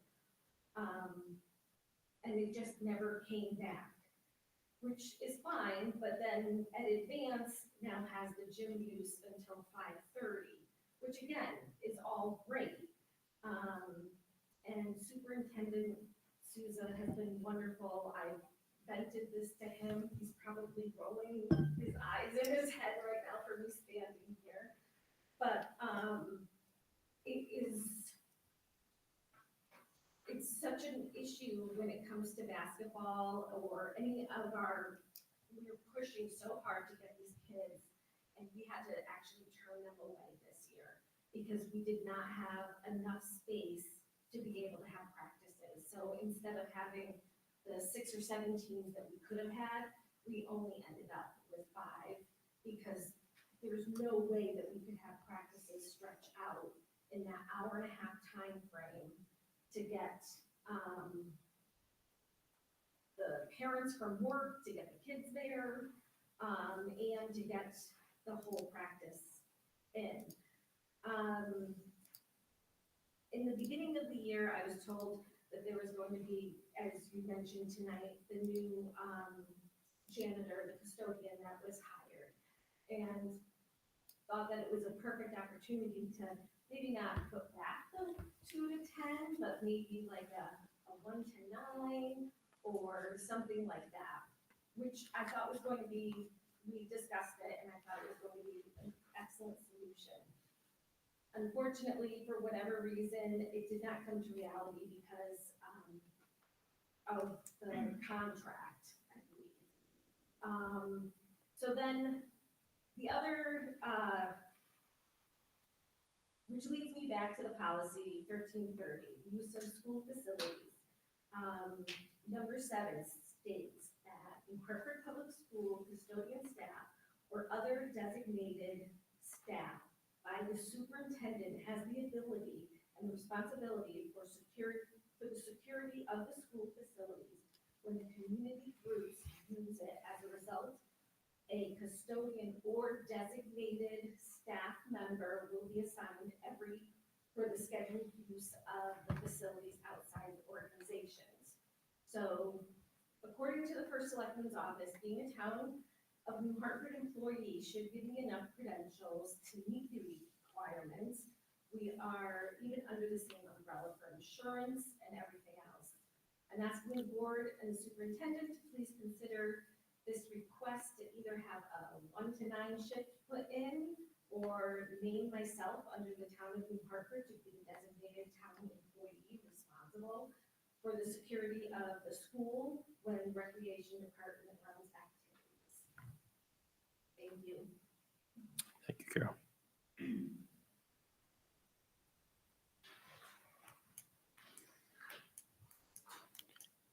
Anyone else? Sure. Sorry. Kristen Castillo, 40 Windsor Lane. Jeff, you mentioned that the administration instilled at Advance for the well-being of our kids.